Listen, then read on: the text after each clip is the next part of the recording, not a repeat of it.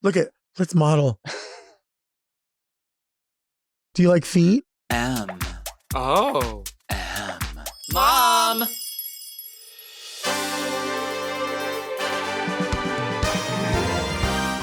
Are you a lady like me? Introspective, beautiful.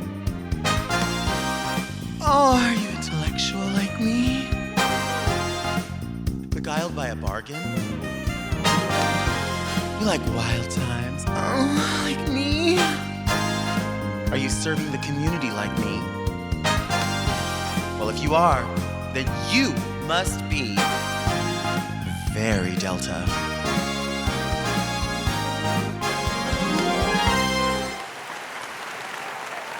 I'm Delta Work, and this is Very Delta, a luxury public access podcast and talk show where I look gorgeous, speak extemporaneously, and invite fascinating people to sit on the couch and get very Delta. Very Delta is for the woman who wishes that Wendy's would bring back the deluxe garden salad with breadstick for $1.99. Today's guest is an actor, a singer, a dancer, a high-quality romancer, a father of two, and my father, too. It's the one and only Cheyenne Jackson. A dancer? I love it. And a high-quality romancer. A high-quality romancer? Yeah. Yeah. I've been told that before. It's been a while, but yeah. Do you know where, I like to say that. It's a song lyric from this singer named Gentina from the UK. And she has a song called Badass Stripper. And she goes, badass stripper in an Escalade. Jump out the truck, I'm in Saint-Tropez. Badass stripper in a Gucci thong. See-through dress by Louis Vuitton. I'm a dancer, a high-quality romancer. Oh, I love it. It's a hot song. A dancer, high-quality romancer. But everyone says she's gross. I don't know if she's gross or not. Well, I'm going to look it up and then I will be the judge of that and I'll let you know if she's gross. So, I'm gross. I'm disgusting. Are you? What's the grossest thing you would order at a drive-thru? Oh, I love your drive-thru stories, by the way. Some kind of like not always on the menu, but some kind of like special chicken thing. Just because you know, it's not. Yeah, like something with sauces like all over. Yeah. Like weird. Yeah, but those are on my days when I'm feeling like, I want to just like be incognito and go and just eat my feelings, and we all have them. Yeah. Yeah. I have to tell you this story, and Tell me. It will not resonate with you, but it resonated with me. I remember when I worked on Drag Race behind the scenes for a limited amount of time, and you were a guest judge on one of the episodes, and everyone was walking to like the lunch or something, and I heard somebody go, "Hey, Delta, hi, how are you?" And I was like, "Who's talking to me?" And I turned around and you waved at me, and I was like, "That's Cheyenne Jackson. How does he know my name?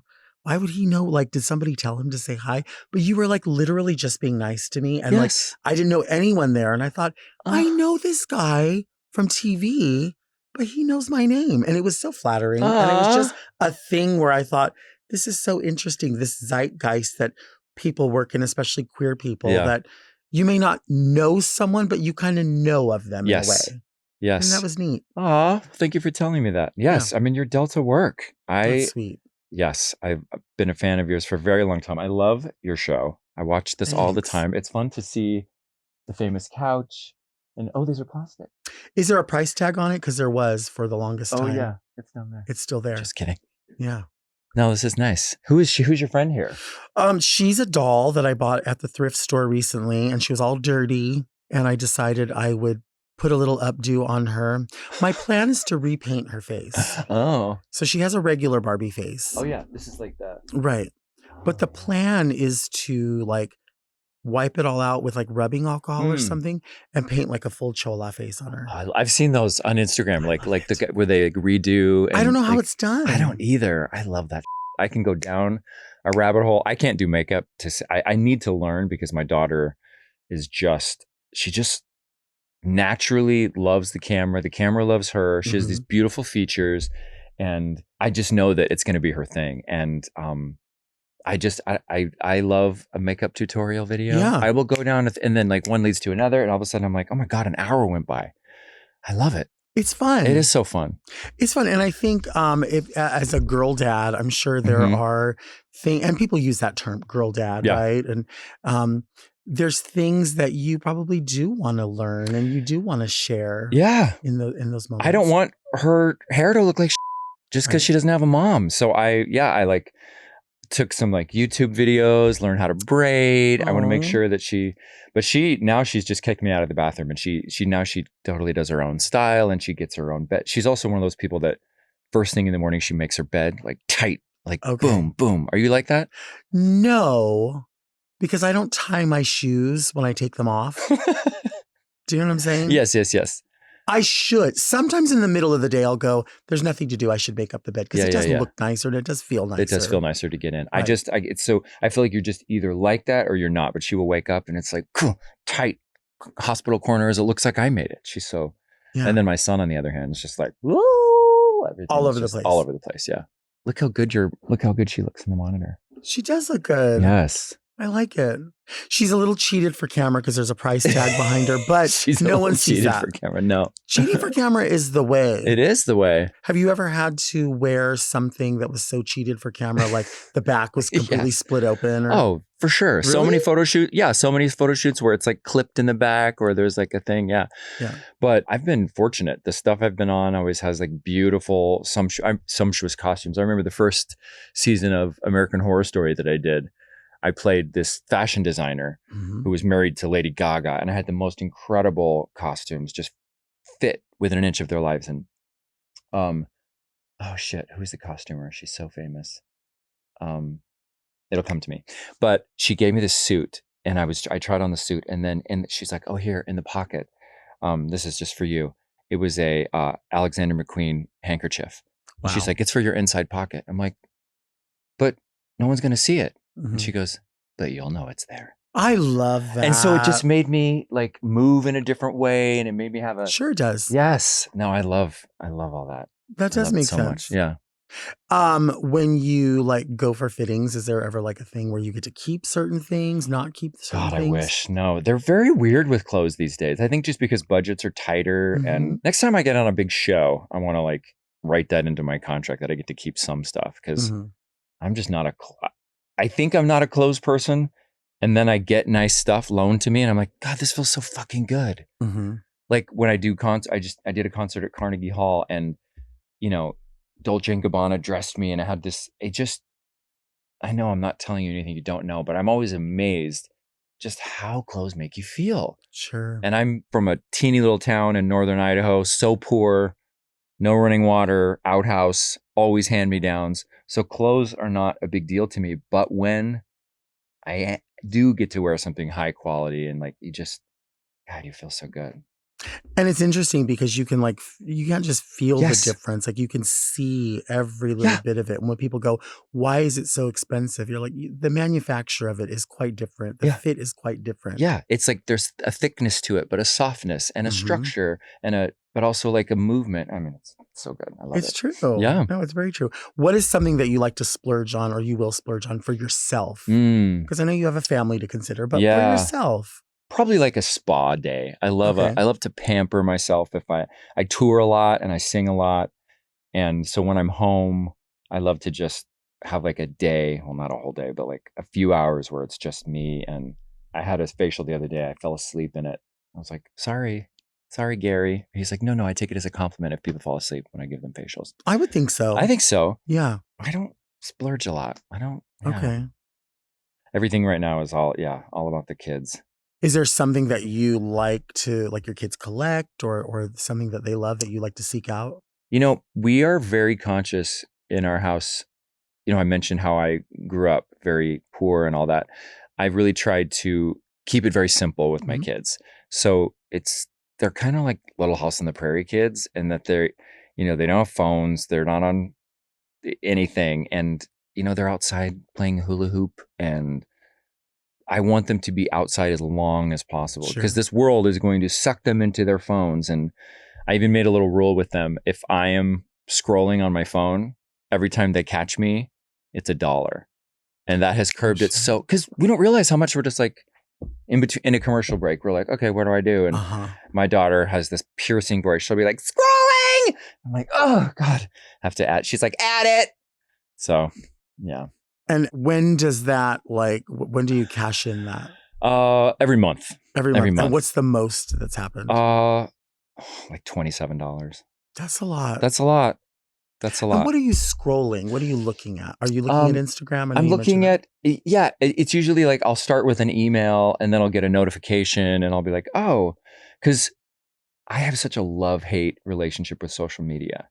And it's so important for what we do and to self-promote, but the compare and despair aspect of it. Right. How can we watch our friends get roles or get things and we're happy for them, but we're jealous for our, it's so much of it's not healthy for me. So I try to not have it on me all the time, but, yeah, I mean, I have to constantly post about my concerts and I have about 5 a month that I have to fill and I'm in the middle of nowhere sometimes. So, yeah.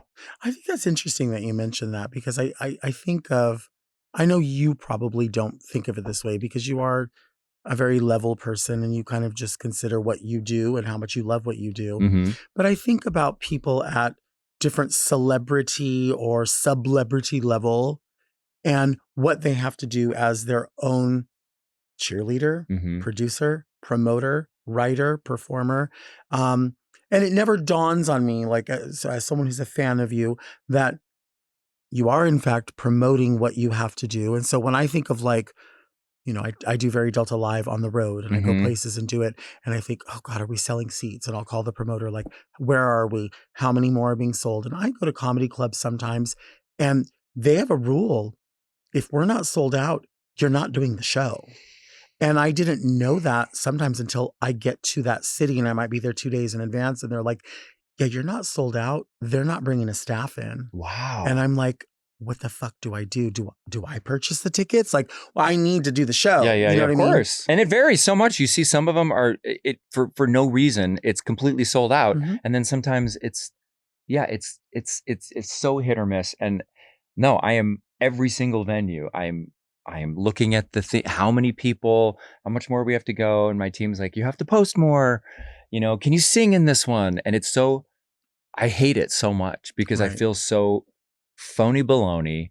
I feel like, hey guys, I'm going to be at blah, blah, blah. So I finally had to come to Jesus with my concert manager.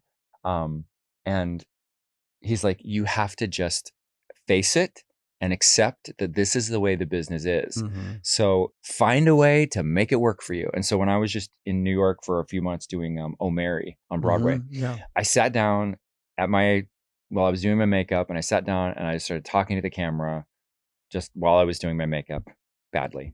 And I found a way to connect. I found a way to promote whatever I was talking about or doing it and make it not like cheesy and a commercial. It was just like me sitting there. And yes, I mean, I took my shirt off because I'm not a dumbass. I know like what sells. But I actually found a way to connect and so many people. And then I started like telling, stories I've never talked about, getting fired from jobs, having hair transplants, things like that before I was very like, oh no, I have to have this bubble and I have to have this sheen. So I have found a way to be at peace Mm-hmm. with the social media and how we have to sell ourselves on a daily basis because it's tough. And we see it. We see like, I have friends of mine that put videos and they're so cringe. And I was like, oh my God, and who's going to tell them? But that's what we got to do.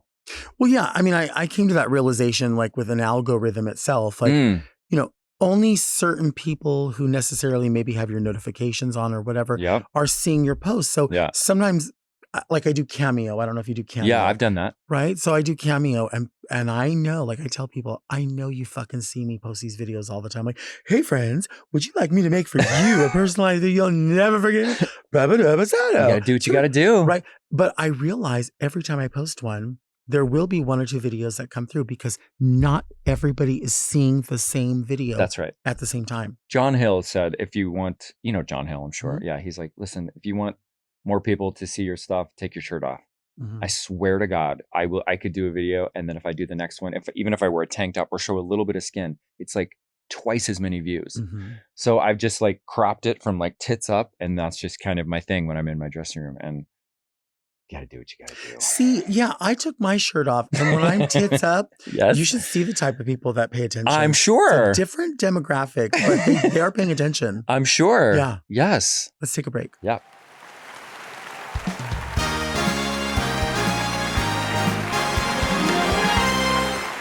It's 2026. Don't you want to eat better? Maybe you're like me and you have zero time and zero energy to make it happen.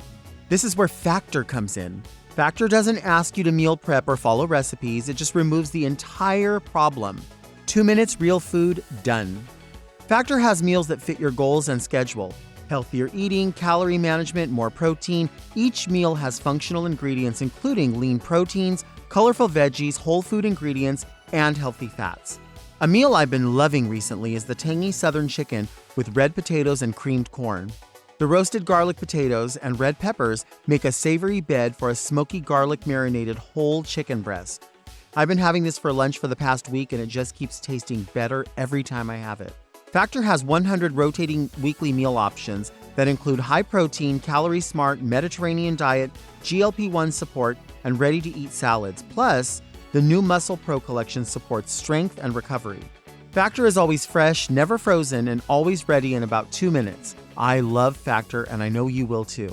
Head to factormeals.com/verydelta50off and use code verydelta50off to get 50% off your first Factor box plus free breakfast for 1 year.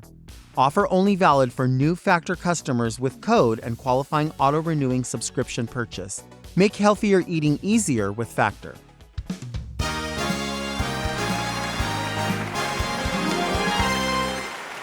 We are back with Cheyenne Jackson, and we are 50. We are 50. We are 50. How does 50 feel? You know, usually 50 feels pretty good. I try to, my kids are 9. I have twins, and they are like, I wake up to this morning. In fact, I woke up to my son opening my eyes for me. Like this? Yep. Just literally going, Daddy, Daddy. And then I pretended that I didn't notice that. And so I'm just like, maybe he'll go away. And then he put his nose on mine and like gave me like an Eskimo kiss or whatever. And I can't get mad. So I am constantly sleep deprived. Yeah, today's a rough day.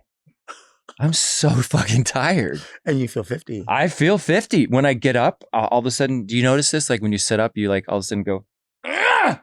There's like there's sounds. I'm like, who? What the? What made that? Yeah. There's sounds. When's your birthday? January 23rd. Oh, okay. So I'm 6 months older than you. Mine's in July. Yeah, I was looking at you and I thought you look exactly 6 months older. Yeah. I could tell. How's your 50? It came faster than I thought it would. I really did. I think it's interesting generationally for us because I remember watching like Cheers and I thought everybody in Cheers was like 60. 30. They were like 30. Yeah. And so now I feel like we're running around wearing kind of the same clothes that we wore when we were 25. Yes. Like, so we don't have that sort of, I guess, old aesthetic that we thought we were supposed to have. I don't know. In my mind. No, it's true. I mean, look at like Blanche on Golden Girls was like 50. Right. And then you look at like Jennifer Lopez. Yeah, exactly. And I just thought like, I don't know. I mean, I thought, we think the Blanche is very glamorous, of course, but we were always told like at a certain age. I remember my mom even saying like, "Oh no, at a certain age you have to cut your hair." Oh, women cut their hair. Oh, it's inappropriate. And you go blonde. You cut your hair and you go blonde. That's true. It has to be that way. Yes. And my mom always did that. And it wasn't actually until recently that I said to my mom like, you have so much gray and it's actually quite silver. Because I've always done my mom's hair. I'm like, why don't you let it grow out? Like, what's preventing you? Yeah. Because gray hair's for old ladies. And I'm like, is it? Because it would look really beautiful. It's so lush. And if it was just silver, if we put a silver rinse on it, if we cut it into something really, really beautiful, it would look bold. Yes. And she loves it. But it's like, generationally, my parents or our parents were told you do something at a certain age. That's right. My mom's the same way. And her hair's been getting blonder and blonder and blonder, a little bit shorter. She's covering up her arms, although she's doing those big cutouts that all the ladies in Orange County. Cold shoulder cutouts. Cold shoulder cutouts. I hate them so bad. You They're hate so, it? I hate it. Why? Well, I just My shoulders are ready to Well, it's kind of party. like, yeah, it's kind of like, hey, did you see? I don't know. My mom, she will not listen to me and my husband. She is listening to you She is- because she knows that if she shows some skin, you said it. I want her to break out of her style and break out of, like, she would, for our wedding, I begged her to wear a long gown, Okay. but she has pretty legs and she Okay. always likes to show her legs. But I'm like, Mom, if you cut yourself here, it actually makes you look squat. If you actually, a longer gown is going to elongate you. Listen to your gay son. Right. I know some shit. And There's a Jason, reason. she would not. She would not. Everything's like, kink, kink, kink. Cutouts, that's her thing. That's her thing. Cutouts. I did have her sing with me at Carnegie Hall. What'd you sing? So my mom and I have had a tough time in the last Mhm. several years, just in the world and politics and all of that craziness. And I've just had to accept her for who she is and who she isn't. And as like an olive branch, I said this last summer, I was like, I'm doing a solo show that I wrote at Carnegie Hall. It's a big deal for me. You want to sing with me? You and my little sister Amber? Because we grew up singing in the woods, and she did. So we did. Do you remember this album called Trio with Dolly Parton, Absolutely. Linda Ronstadt, and Absolutely. Emmylou Harris? So we did the song called "Oh, the Pain of Loving You." Yep. Which Wow. is true. Wow. But it was really beautiful. It was like a wonderful come together. But I bring that up because she wore a long gown. I was like, you have to wear a long gown in fucking Carnegie Hall. And she looked great. And I got her hair and makeup done. And my sister as well. My sister was a second grade teacher. And what part did you sing? I was Linda Ronstadt. So I Uh-huh. was on the bottom of the three. It was really beautiful. And it was like, just in the middle of it, my mom finally found her little vibe. She's like, I feel like we're in the Judds. And it was sweet. It's hard with your parents, man. It is. They're different. My dad passed, but just different generations, and first coming out and letting your parents mourn their idea of who they thought you were going to be.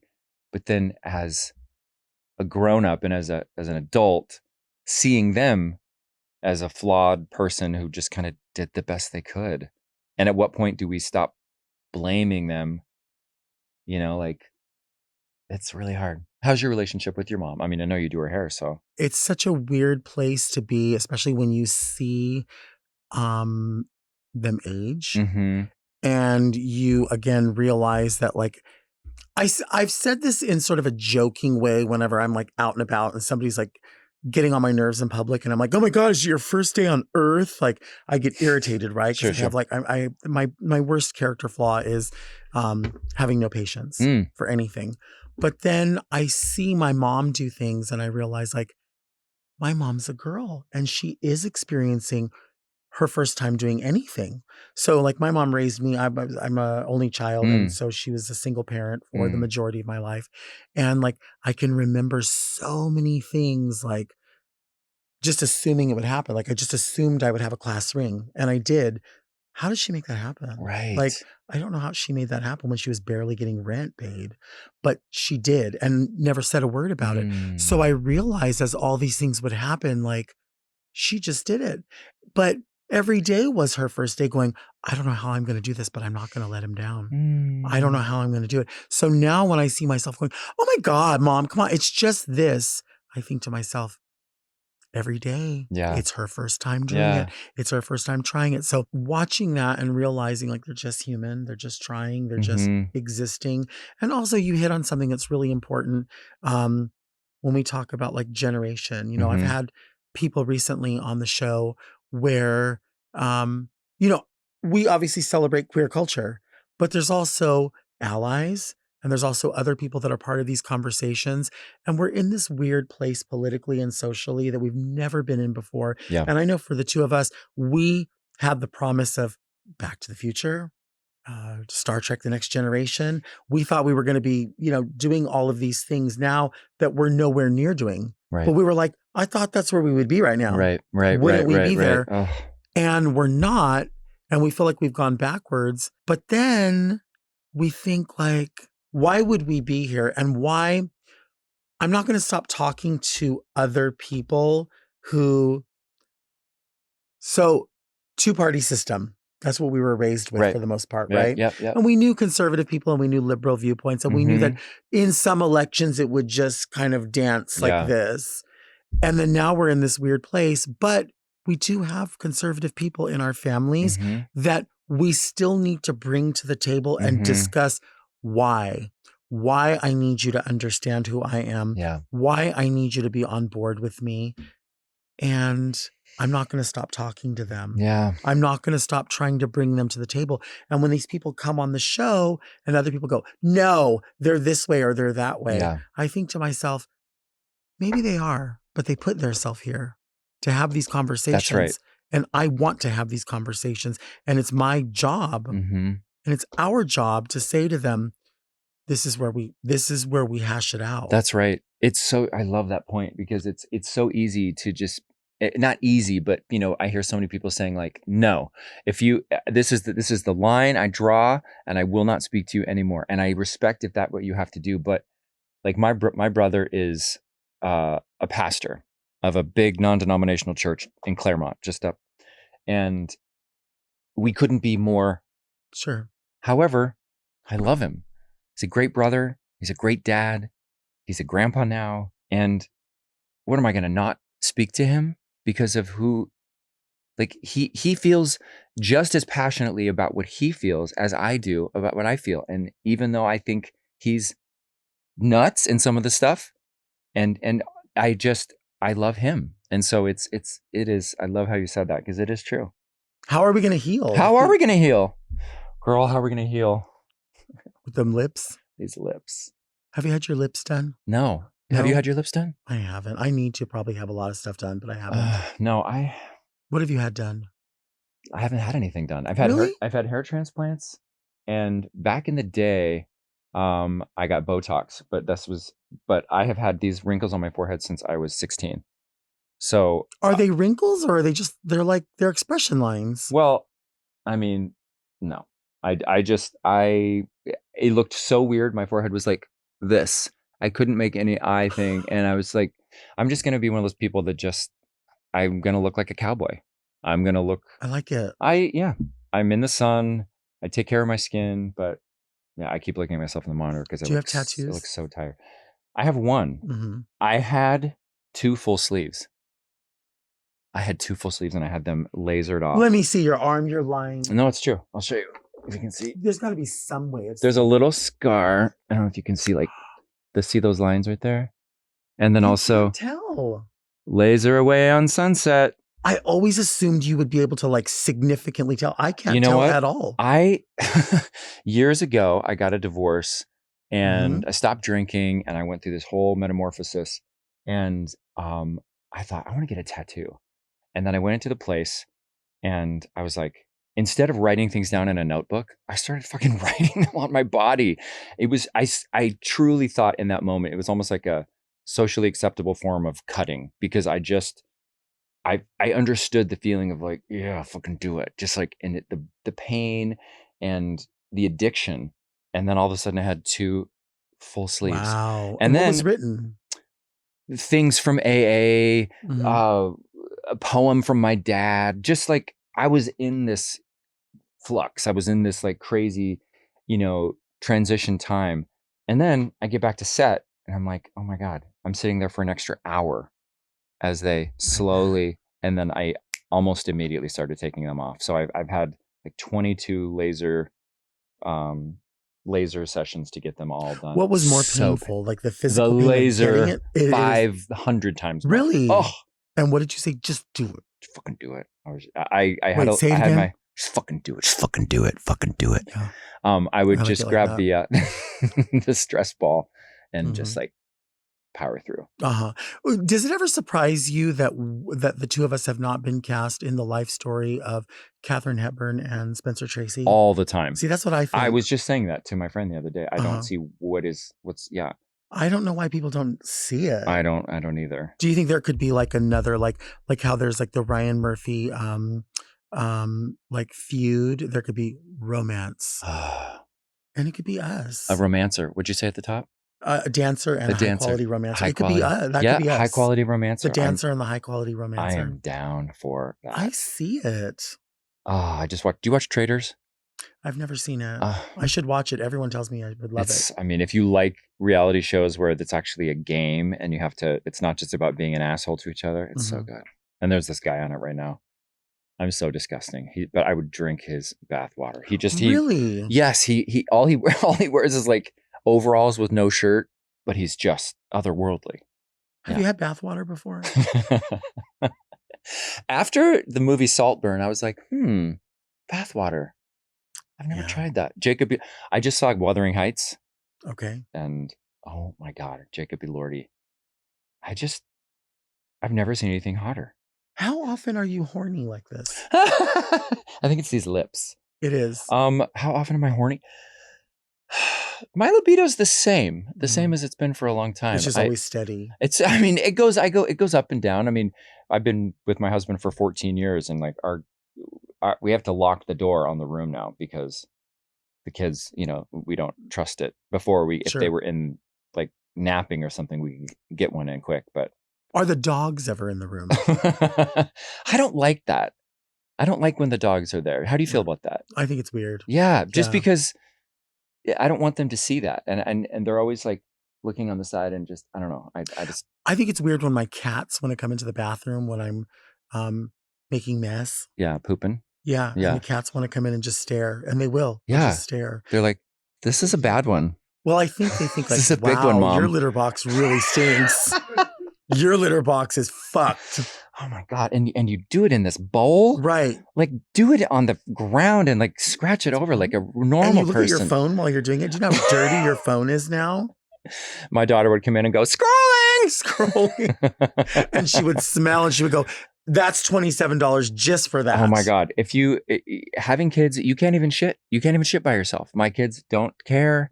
They walk right in. You don't have any time. And I don't have a lock on my bathroom. I should have a lock on my bathroom. And you know what? I guess this must be just like a trust thing because they just imagine like these are just factual things that you're doing. And they consider you probably love and crazy and insanity and no privacy because they just consider you as like the all being. Yeah. Which is like they're so much daddy. love. And you don't ever have to poop or ever have to do anything. Right. I know.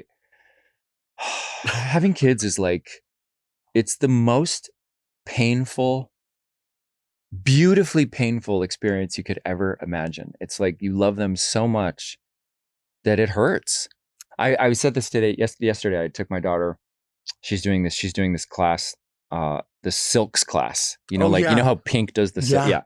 So I schlepped to this funky part of Hollywood, and I sit out there, and because you're not allowed to go in, and she came out. And we were driving home, and my son came with me to wait with her, and we were both reading in the car, waiting for her. And then when Willow got back in the car, I was like, "I'm obsessed with you guys.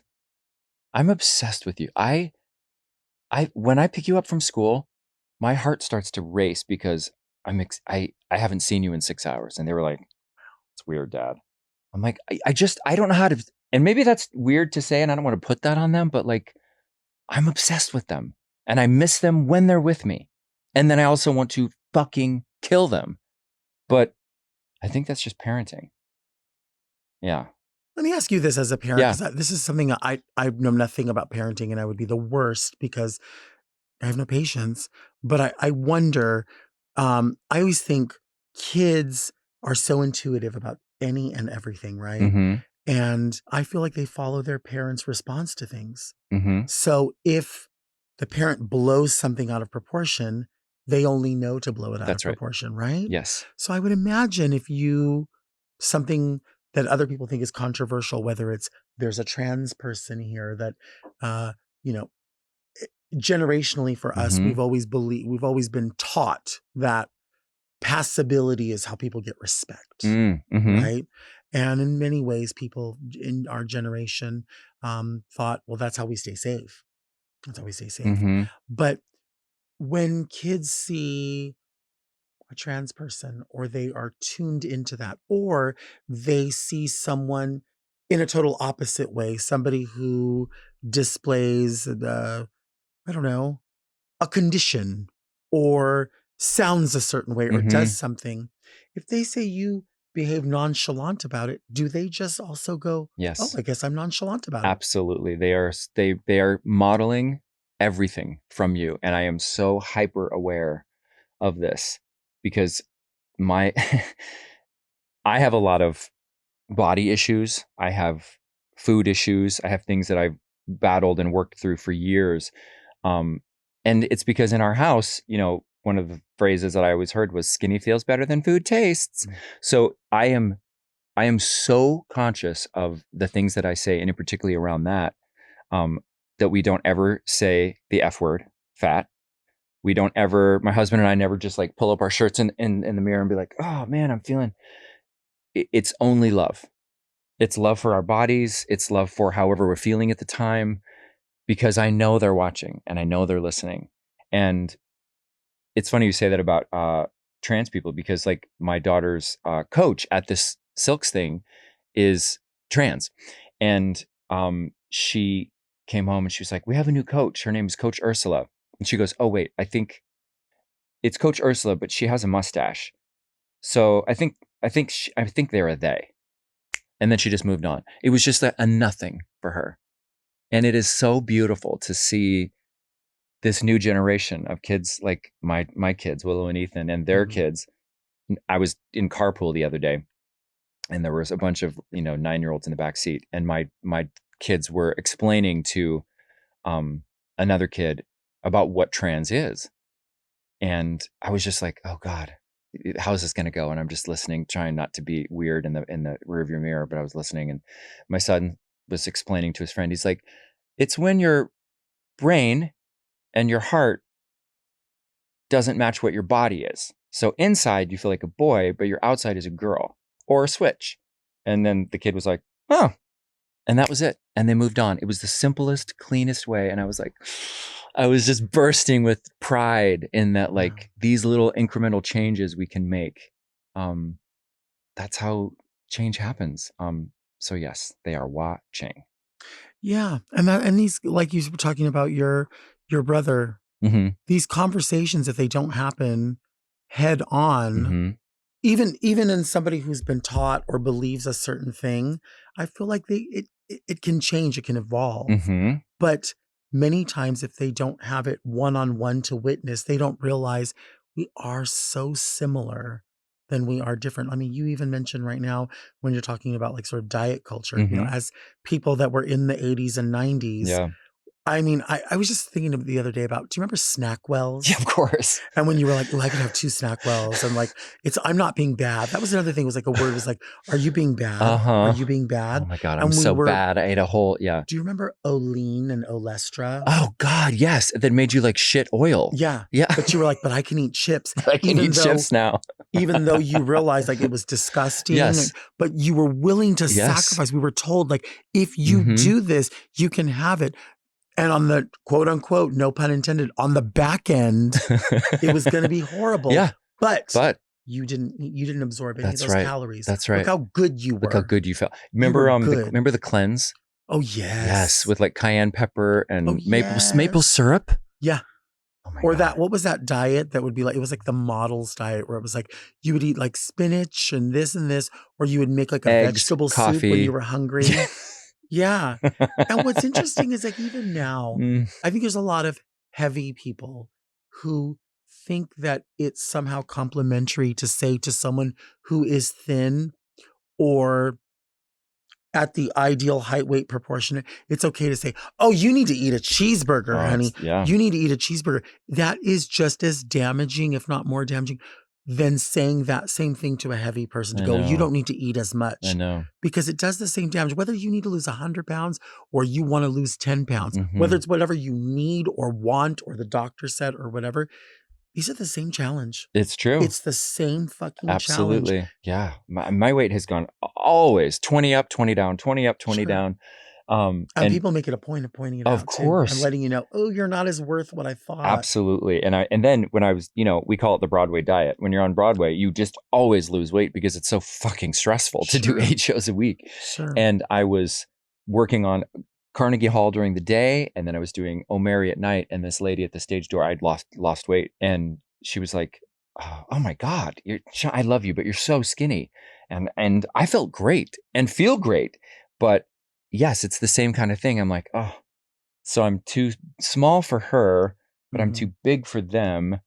And also just in the queer culture, especially in like a certain subset, like it's just, man, that's why I refuse to go to so many of these like pool parties where it's just like cardboard cutout of everybody's like, dook, dook, dook, dook, dook, and they have their little Speedo and their little like, everybody's doing G. I'm like, G?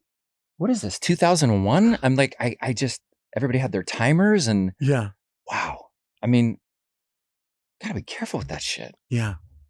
Wait, Anyway. when you carpool, Yeah. when you're doing carpool, Yeah. do you play music in the car? Yes. And now, what about when you're by yourself? What are you singing in the car as loud as you want by yourself?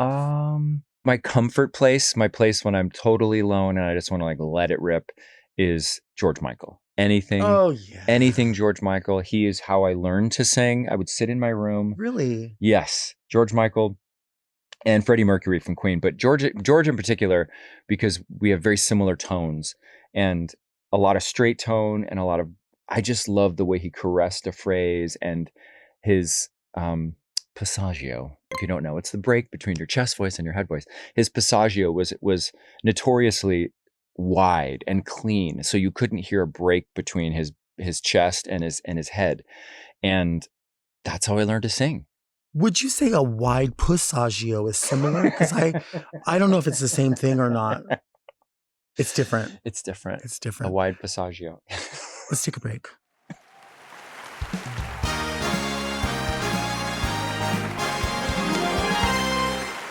We are back with Cheyenne Jackson. On this show, we talk about first world problems. There's bigger things going on. There's big fish to fry, but we fry the little ones. Are there any small things going on, maybe small things to other people, but they're big to you, that need to be corrected or addressed? Well, this is on my brain because I've been watching the Olympics and I love the Olympics. It's like the one time in America we can all come together. But I've been watching them, and even if you pay the $16.99 or whatever it is a month for Peacock, you have to sit through every commercial. So last night we were watching I wanted to see, the end of the women's figure skating. It was 3 hours long, and each commercial section is 120 seconds. And I'm sitting there with my family and my dogs, and I'm like, oh my God. You think like, oh, this is on demand, I can skip through. You have to stop at every single one. And every single commercial is for some new drug. Like, do you have this? Do you have spots on your baba? And I was like, it was the fact that we are forced to sit here and watch all these commercials. I was like, Jason, surely there has to be a way we can pay $5 more a month and not pay for, and we even looked it up and it said sporting events are exempt. So yeah, I'm peeved about that. Peacock, not cool. I agree with you. Yeah. 1,000,000%. Yeah. So then the problem is that you're then forced to scroll. Forced. And now you have to pay more. Forced. Scrolling. I'm just like doing this. I might as well just be like, here's the money. You have to. Yeah, I think you should just pay.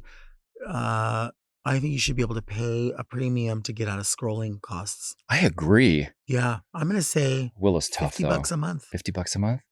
You could do it. And you know what you could do? You could go look at me, Willow. Look at me scrolling. I'm scrolling. Scrolling. Keep those babies. Yes, I know. Oh, You she's could. tough. She's tough. The other day I tried to get righteous for a second and I was like, you know what? I'm the dad. If I want to scroll for a second, because I just had it with like her righteousness. She was like, and I said, listen, sometimes I just want to watch a video. I just want to watch a cooking video. She's like, I thought the point was you were trying to be on your phone less. And I was like, ooh.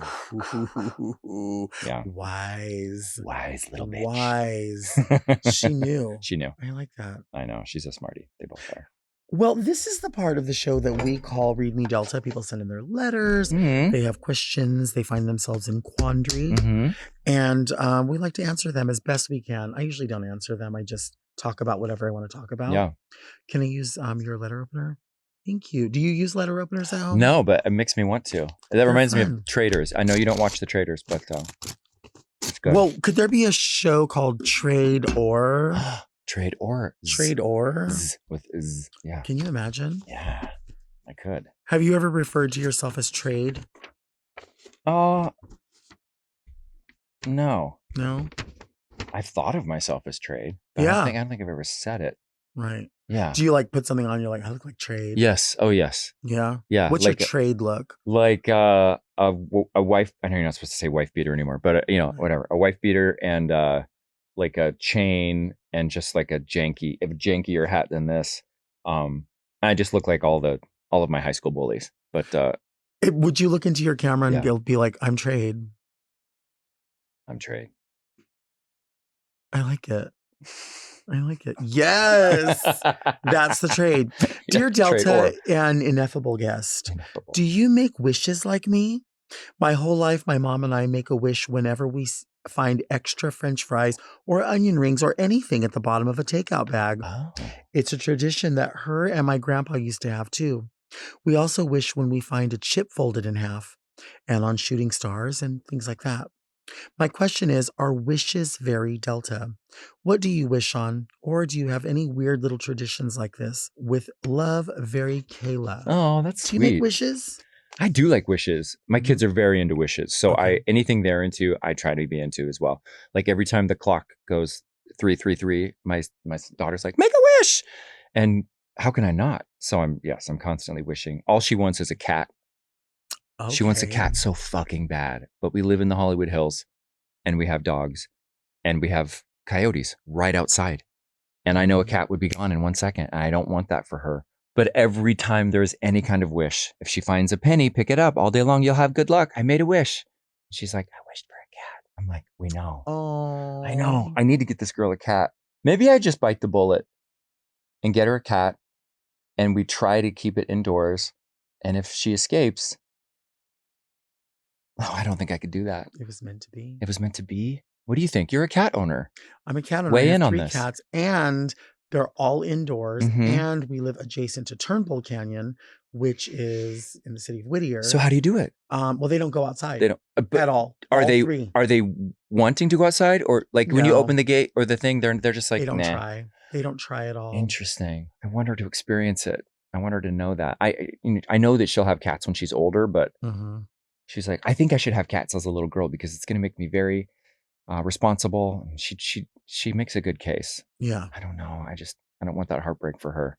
I like wishes. Yeah. I guess I make wishes sometimes. If somebody has an eyelash, that one. But I think there's like, I was just talking to a friend about this the other night. Did you know that if you move out of your home to another home, you're supposed to leave your broom? Why? I guess it's something about like leaving behind all of the things that were negative in some way. They don't come with you, but for some reason you have to turn the broom upside down and it doesn't leave the negativity for the next people.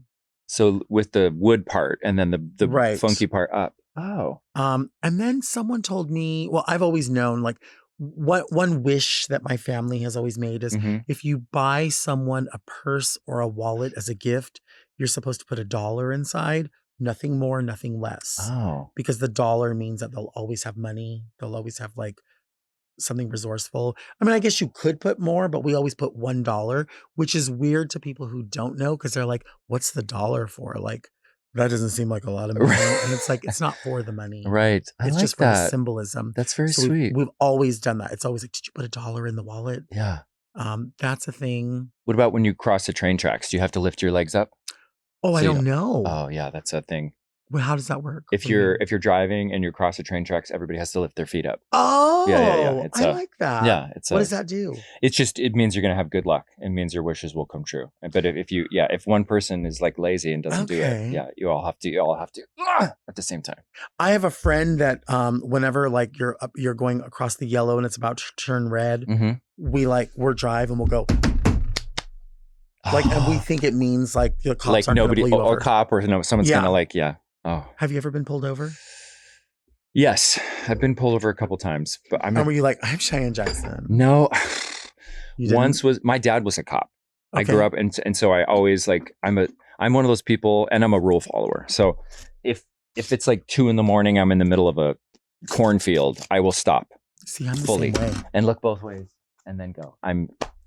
I'm just a believer that like the rules are there so that everybody gets a fair chance. Thank you. Now I know that has not been true as of late, Mm-hmm. but generationally, we were kind of raised that way. I agree. No, I like it. I like a rule. Dear Delta and distinguished guest, I'm writing to ask about the experience of your first childhood crush.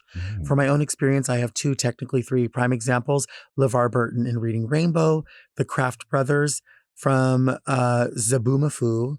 In Reading Rainbow, when it was LeVar Burton with his soft, caring eyes, told 4-year-old me that it was time to explore the joy of reading. I realized it was possible for me to experience the joy of more than I could imagine. When the Kraft brothers' masculine thighs pressed against crisp khaki would burst from their cluttered adventure closet to kneel to greet their audience, I knew deep down the adventure of learning was not the only adventure I was about to embark on. Yeah, girl. Who was the person for you and why? Some of my favorite queer art, i.e., Untitled by Kevin Bonilla, explores the nostalgia of pain around this topic. I'm dying of curiosity to hear your perspective. Sincerely, Very Jordan.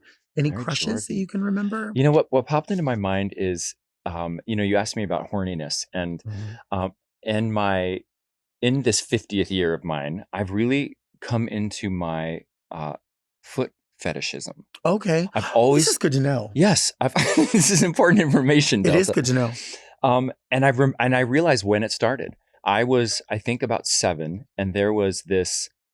Every Valentine's Day, there was this Popeye cartoon that played. And I don't know why it was Valentine's Day, but it was this Popeye cartoon. And Popeye, in this episode, was captured by Bluto or Brutus or whatever the big baddie was. And he captured Popeye and he tied him up. And then as Popeye was tied up, he took off Popeye's shoes and his socks and started tickling his feet. No. And I remember as a little kid, like getting a little boner and just thinking like, whoa, this is something. And I kind of repressed it for a long time because I just thought it was a weird thing. And then, I don't know, just over the years, I would just find myself like, if somebody was wearing Birkenstocks or flip-flops and not at the beach, I just was like, it felt so, I don't know. Anyway, so, I would say Popeye. Popeye. Yeah. And do you still see yourself like with a foot fetish in a way? Oh yeah. No, now like real. Now it's for real. Now you just acknowledge it. I acknowledge it, and I follow like foot sites on Instagram, and I'm open with my. I love it. I love a foot in my mouth. I love my foot in someone's mouth. Yeah, it's a whole. What size thing. shoe do you wear? 13. I know that's right. I know you wear a 13. Yes. Do you get a pedicure ever? I or do. You just trim no, down I take good care. Yeah, if they're going to be in someone's mouth, you got to make sure. Where do we see pictures of your feet? You know what? I just found out about WikiFeet. I've heard of it too. Yeah, and I'm on that a lot. You are? Yeah, because I am often barefoot. So any kind of picture I've ever had of myself, somebody pointed out to me that I'm on this site, and I'm like, yeah, there's a lot of pictures of me on that. Interesting. I should monetize that, because you could. If things get dire, I can maybe OnlyFans it and just. They don't even have to be dire. You know what? You're right. They don't have to be dire. Yeah, fuck Cameo. I'll just like take my dirty sock off and I don't know why you don't. You could do it now. You're making me want to do it. You're making me want to do it. You could. All right. Show us your feet. Let's do it. I don't know why. Yeah. I don't know what we're waiting on. All right. Look. Oh my God. Are you kidding me? Look at that. Look how perfect. Let's model. Do you like feet? See, they're not, and I had a pedicure not too long ago. So yeah, you have beautiful feet. Yeah. They're actually they're not very hairy. I imagined you'd have hairier feet. No, they're not that hairy. No. Yeah, so yeah, that just happened. I love that. Why wouldn't you? You can take your shoes off here. My first crush that I can remember. Yeah, tell me. Katie Lang. Oh, yes. When I was a kid, I remember. Yep. I remember watching Katie Lang. Absolute Torch and Twang was an album, but prior to that was Katie Lang in the Reclines. And so I remember Katie Lang in the Reclines in a dress and like a jean jacket maybe. But then when Absolute Torch and Twang came out, I didn't know what I was looking at. So I just assumed that this was like a really pretty boy. Yeah. And I had a crush and forever. And then I realized like, oh, that's a girl. And I thought, okay. I didn't know that why that would be an issue. Yeah. And I've never met Katie Lang before, but Katie Lang's like one of my idols. Same. And I gagged to this day. just the sexiest person, the sexiest, like, quietness. Uh-huh. And there was even something in, like, when I first met Orville, like, when I heard Orville sing, I was like, there's something about Orville Yes. that A similar quality. yeah. Yes. And I love that. I I love agree. Do that. you remember when Katie Lang was on Pee-wee's Playhouse? I do. Oh my I God. remember that, and I also just remember, like, when we talk about Miss Chatelaine, like, Katie Lang being in drag for that Yes. in that video. Yes. And it's like, Just I a know quite a few queens that kiss. perform that song. My favorite album of all time is Invincible Summer. So sick. Every single summer. It's Yeah. like June. I'm like, it's Invincible Summertime. Yeah. I'm like, we ran on the beach with Kennedy Flair. Like these lyrics, it just envelops you with the strings and that's a voice. I fucking want, Brandy Carlisle keeps doing all these collabs. I'm like, have Katie Lang collab with you. She's the penultimate voice, the queer voice. Like, I really want her to have a resurgence because there's a whole generation of people that don't know that voice. I want to go to a Katie Lang concert in my life, and I want to go to an Indigo Girls concert in my life. Nobody will go to the Indigo Girls with me, and I always want to go. Indigo Girls is another one. John Hill says that he will go, but he won't. He probably would, actually. He's a liar. John Hill, you're a liar. I sang an Indigo Girls song at Carnegie Hall. That's how much I love them. What song did you sing? Now the parking lot is empty. Everyone's gone someplace.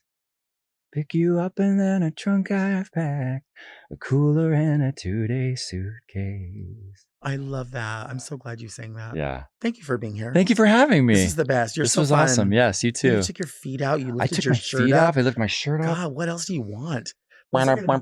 Yeah. You came here and you were being good. Yeah, I was good. I love it. Yeah. Today on Very Delta, we learned that scrolling on your phone can cost as much as $27 a month. We'll see you next week, and until then, keep things very Delta.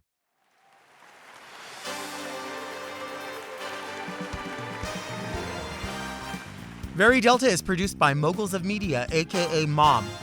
Hosted by Delta Work. Produced and edited by Doug Robertson. Technical direction by Antonio Picone, with original theme music by Will Pitts. Media and design support by Stone Cold. And set design by Eris Sevilla. Executive produced by Alaska, Willem, Big Dipper, Camille Stennis, and Joe Cilio. Recorded at Forever Dog Productions.